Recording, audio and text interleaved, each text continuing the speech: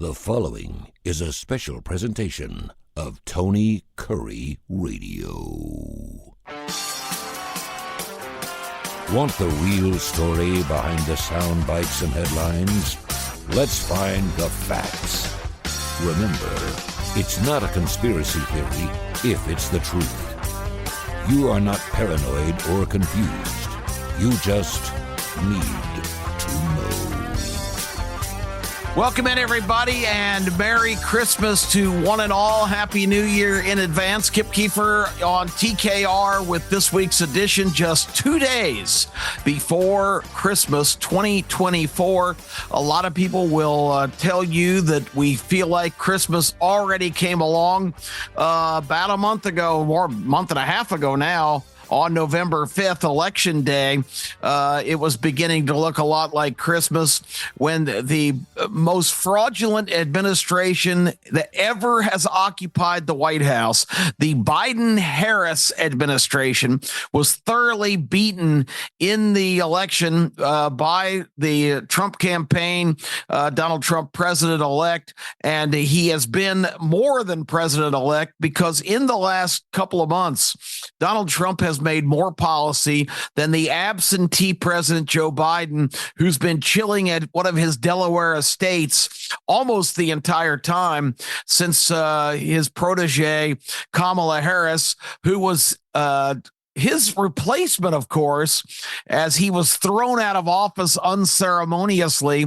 but deservedly. The fact, and I don't know, it's Christmas season. I'm not going to get on a real negative roll here today. I've been chastised because of my dissatisfaction with how the college football playoffs been happening. People are starting to say, I was told you got to stop hating. I'm not hating anybody. I that is not in my DNA. I don't hate, but I certainly point out the lunacy of situations when merited. And the entire last 4 years, going all the way back to the 2020 election and all of the emergency procedures that were put into place that led to Joe Biden and his resounding win over Donald Trump, where anybody who'd been paying attention, and this is not a recent phenomenon, it's what I want to talk about today because I think it's already a Christmas gift. But if you've been listening to this show for the last couple of years, you've been given a gift every week of me pointing out to people that aren't paying attention exactly what we were dealing with. It's incredible that this past week, it's about a week ago now, that the Wall Street Journal put out what's being called blockbuster expose of the last 4 years in the Biden White House. A blockbuster article. It's not a blockbuster. Anybody paying even casual attention knew exactly what was happening there. This was a guy who was supposedly had the reputation as kind of a blood and guts all-American average Joe Biden, who had kind of a centrist reputation, which was undeserved. Joe Biden does not have ideology. Joe Biden is a politician who's been in Washington for 50 years plus. He's never had a job. He's been a politician his whole career. Remember the old adage, those who can do, those who can't teach? Well, I always thought that was unfair because there are some people that really adopt that avocation and want to educate others and be a contributor to young lives or lives that are trying to better themselves from a scholarly or an intellectual standpoint or just, in other fields of study. There are wonderful teachers out there.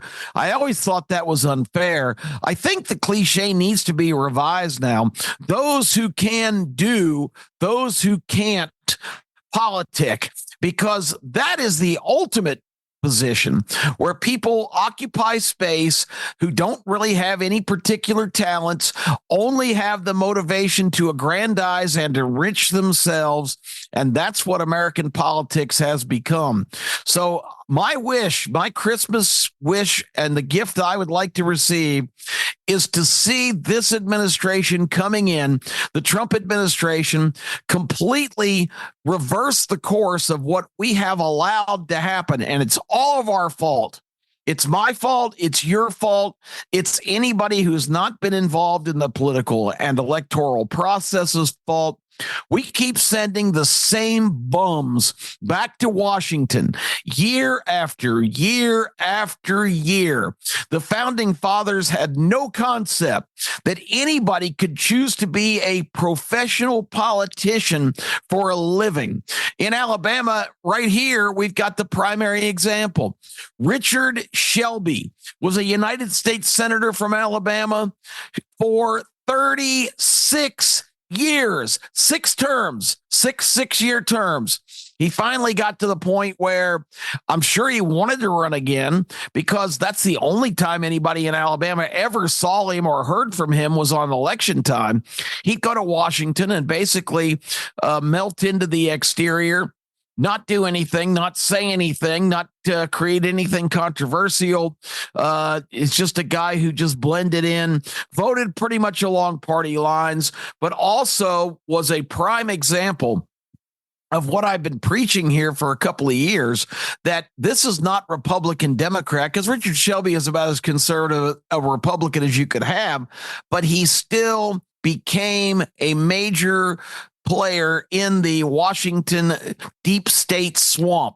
It's Washington and that bureaucracy against every American person outside of the beltway of Washington, Northern Virginia. That's how it is. That is indisputable. I've been telling you that for a couple of years. This is not ideology. This is not politics in terms of the pure Republican, Democrat, different philosophies. This is people that are in the greatest positions ever, in the biggest growth industry ever conceived by man, a government that takes in billions and billions, hundreds of billions of dollars. And when they come up short for the spending sprees that they want to have, which are all inspired by who's putting money in their pocket and trying to curry favor with voters so they can keep their worthless positions, that it is the greatest. When I hear people say it's public service, it's the most laughable thing ever, because it's not public service. It is 100% self-service. We have got a responsibility as Americans, and it's my greatest Christmas wish in Christmas 2024, that people wake up, look at these people that they continue every year to send back to Washington, particularly in the Senate and the House of Representatives, where the rate in terms of their popularity are in the teens, a lot of times the low teens. I saw a 12 or 13% approval rate for Congress at some point this past year. 12 or 13%. That means that if you talk to 100 Americans, 87 of them say Congress sucks. They're not doing the job. They're not representing my interests. And yet, we continue in all of these districts all over the country to send the same people back to Washington election after election. It's almost like, yeah, I totally disapprove of Congress, but my guy's awesome.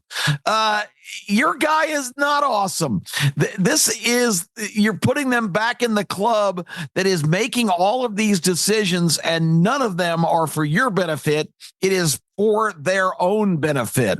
Again, a lot of the things they support and sponsor are spurred on by the unbelievable amount of money coming from the military complex, the pharmaceutical companies, the big tech companies, other major manufacturers. The pharmaceuticals are the worst offenders, stuffing money into people's pockets that are in representative positions in Washington and currying their favor and their support to all of the things that are on their agendas. All of them have teams of lobbyists in Washington.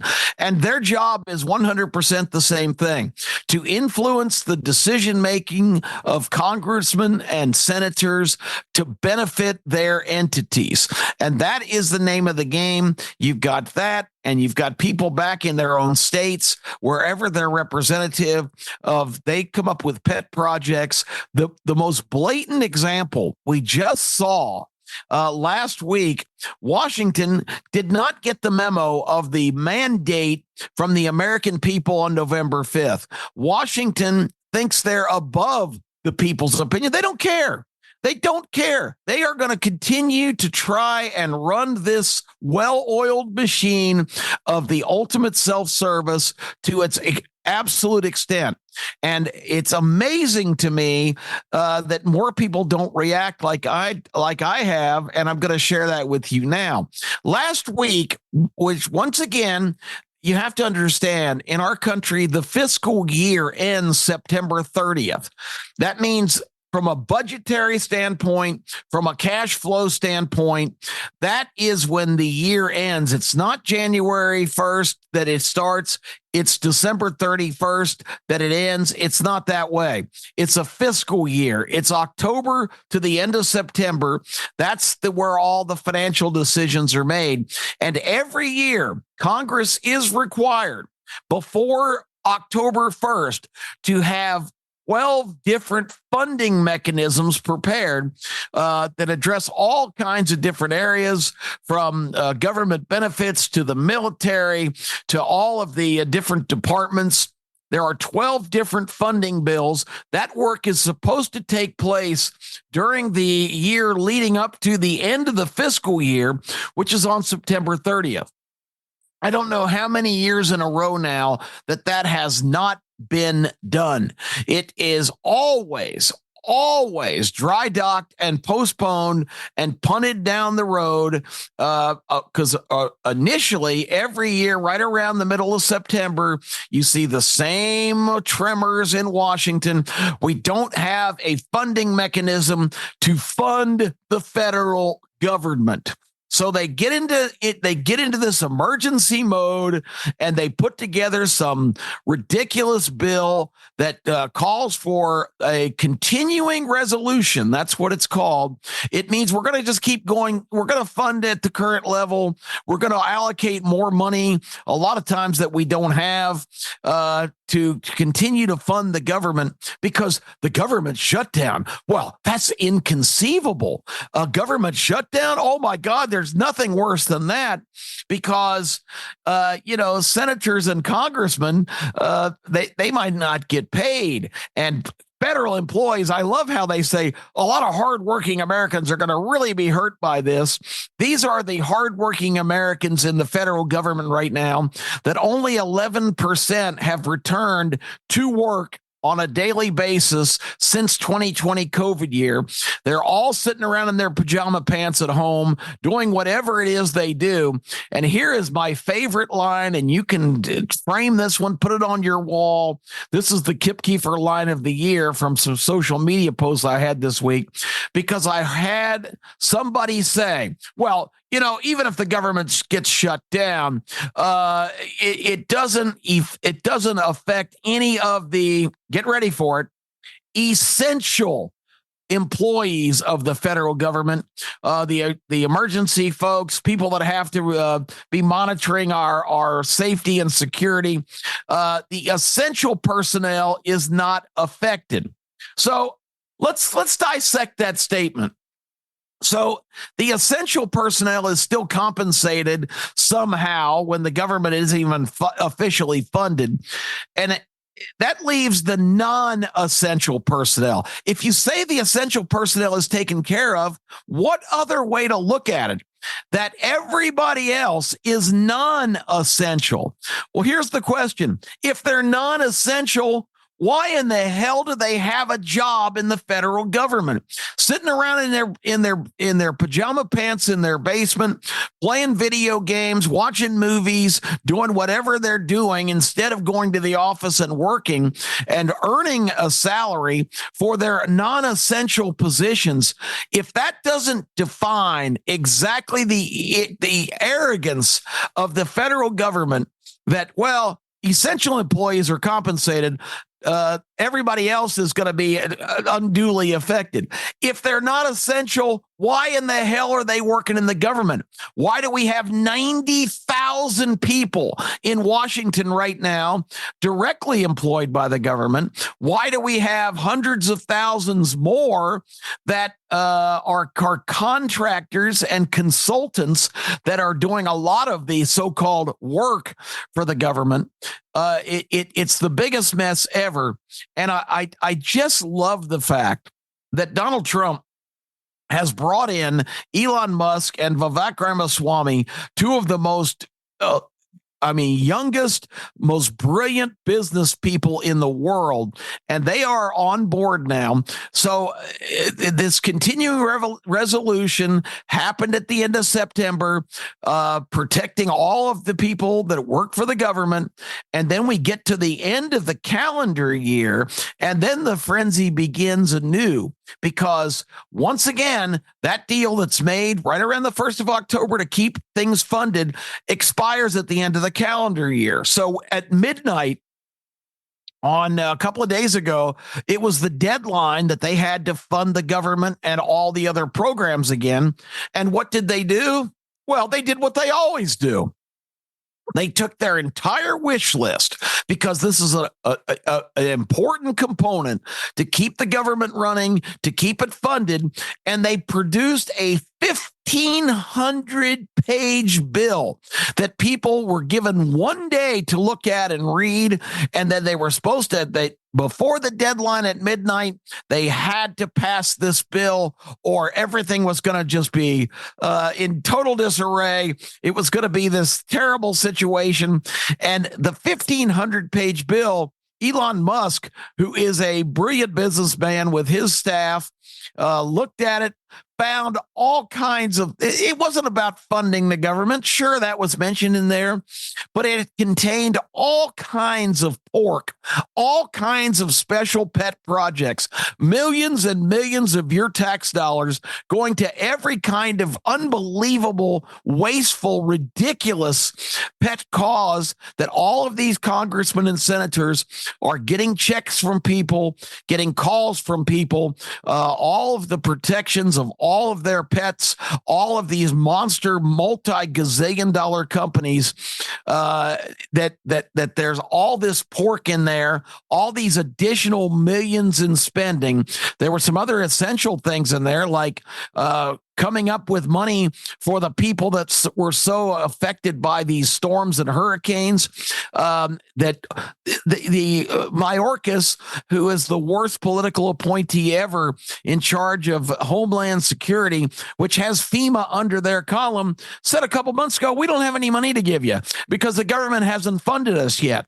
So they put a lot of that in there to give them we're funding the government and we're coming up with money for the storm victims, which should have been a no-brainer, should have been done months ago. People are still living in tents in Western North Carolina. It's absolutely abominable that this government finds millions and millions, and some cases billions of dollars to ship overseas, and we can't take care of our people who are the government. It's of the people, by the people, for the people. They're living in tents because the government and FEMA, under the control of Alejandro Mayorkas, who also controls the Secret Service, a whole bunch of other agencies, Homeland Security, the TSA. We don't have any money because the government hasn't funded us yet. So they put all this in that bill, but there's all this pork. And what's even worse, there are hundreds of pages of policy changes that are not, they're not they're contentious. They're not really negotiated. They're just thrown into this bill. So you either approve this 1,500-page bill or the government's going to shut down and it's going to be terror in the streets. I say, so what? Let's shut the government down. That means the essential employees are still compensated. The government is still providing somehow for the things that they're committed to doing. But all of these people who are just sucking on the teat of the American system and not contributing anything, if the essential people are taken care of, what does that mean for everybody else that's collecting a check for not going to the office and not doing anything? They are non-essential. They need to go. This government needs to be shrunk and shrunk dramatically. Non-essential, see ya. Go get a job. Get a real job. That's what people used to say. And it's never been truer than right now. That's what this movement is all about. And Elon Musk has caught so much flack for pointing out how ridiculous this continuing resolution, with all of this additional spending for pet projects, with all this money being funneled in to the to weapons producers, tanks, planes, helicopters, to fund these giant complex companies, military complex companies, the pharmaceuticals, the techs companies, all the things I mentioned. For him to point that out and to point out all of the policy stuff, what is policy doing in these bills? Ask yourself that question. Here's one of them in the policy area. The January 6th committee who investigated Donald Trump with prime time hearings, which we've never seen before, and ABC retired executive producing these things to try to give them glitz and show business, as abominable as that was, with absolutely no evidence whatsoever. The January 6th committee suppressed and destroyed tons of evidence that would completely dispute and blow up their whole position that this was some great insurrection engineered by Donald Trump. It was all more get Trump things because Trump coming back is their worst nightmare. They tried everything.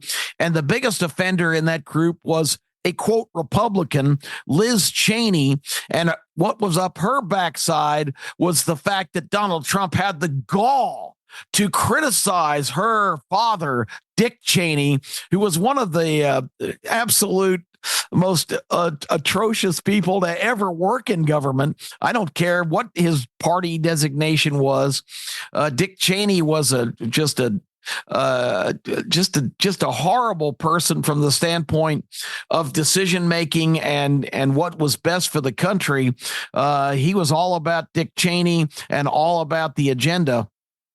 And the fact that Trump had the audacity to criticize her lionized, father who did such selfless service for this country, she just went on a crusade to try and completely destroy Trump. And this bill to continue the government, there's all this policy stuff about immunity to people in Congress, that if there's any kind of request to get any information, any internal communications like emails or texts or any of that.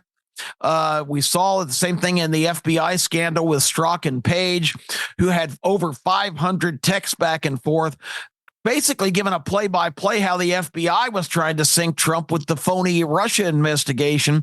As American people, we just seem to ignore all those things and forget about them a couple of weeks later. So this bill contained all of this theft, giving the Congress, if they did try to investigate, because now it's a Republican Congress, and this was a Democrat-led charge with the prominent feature of a Republican, Liz Cheney, running the show. But this bill was going to prohibit or was going to make them immune and not require them to turn over subpoenaed materials. What in the hell is that doing in this spending bill to try and keep the government going and keep important services going on? It was all just thrown in there. And that's just one example of so many of things, hundreds of pages in this 1,500-page bill. And Mike Johnson, the head of the Speaker of the House, negotiated supposedly and reached an agreement that was going to be the legislation that was going to be voted on. Elon Musk got word to Trump right away that this thing stinks to high heaven. It's absolutely not the way that we need to go. It's the same old crap that they do every single year. This is how they get a lot of laws passed without even really debating them or having agreement. Everybody in Washington wants to go home for Christmas. They don't care what the bill is. As long as they fund the government, they can get the hell out of there and not come back till January. And it would have just sailed right through if, thank God, Elon Musk wasn't there to look at it, alert Trump, and they stopped it. It got cut down to 118 pages to basically just do the bare bones of funding the government. There were some compromises in there. The disaster people got money. Some farmers got some much needed relief. And this typical Washington, who did not get the memo of the will of the American people. Almost 80% say the country's going the wrong direction. We need major upheaval, major overhaul. And I wish, my Christmas wish is two things. One, that all of you listening and everybody else in this country will wake up. Let's send some different people. Let's send some successful people. The backlash against Elon Musk, one New York congresswoman, well, nobody voted for him. What a gall. What business does he have to interfere with the government of the United States? There's been all kinds of left-wing publications saying Trump already delivering chaos in Washington. They consider chaos anybody who says this is wrong. This is not how we need to run this government. We don't need to print money. We don't need to just dole it out to everybody that's supporting us and everybody that's giving money back to us. That's chaos to them. Anybody who's interrupting the machine and disrupting the way things have always been done in the immediate past in our country. We have gotten to a appalling point of these people feeling so entitled and so comfortable in these positions that they are outraged if anybody rocks that boat. And the boat doesn't need to be rocked. It needs to be torpedoed and sunk. This needs to stop. This government needs to be cut down to its barest elements just to provide the services and protection and security that the American people deserve. And that's exactly what my greatest wish is for this country and for all of you and all of your children and all of your grandchildren and future descendants. This can be the greatest country in the world, but we have, with our heads stuck in the sand, have let it be hijacked by a bunch of self-opportunists, and it's got to stop now. That's my wish for the holiday season. My other fervent wish is for all of you to have a wonderful and just celebratory, great observance. Enjoy your friends, especially your family. There's nothing that compares to this time of year. Be giving, be charitable. The American people are always great at that. I just wish we would all wise up and get on board with this and get our government in shape and get these people that have been not in public service, but in self-service out. There's a lot of good jobs available for greeters at Walmart or, people that can drive Uber deliveries, Uber Eats. There's all kinds of good jobs out there for these people that, again, changing the cliche, people that can do, people that can't get into government. It's time for them to get a real job and get back to what this country was founded upon: states' rights, individual rights, and you and me being the government of the people, by the people, for the people. Merry Christmas, everybody. We'll come to you next week before the New Year's and give you our end-of-year message and our 2025 outlook. Thank you, everybody. Thank you to TKR and Tony Kurre.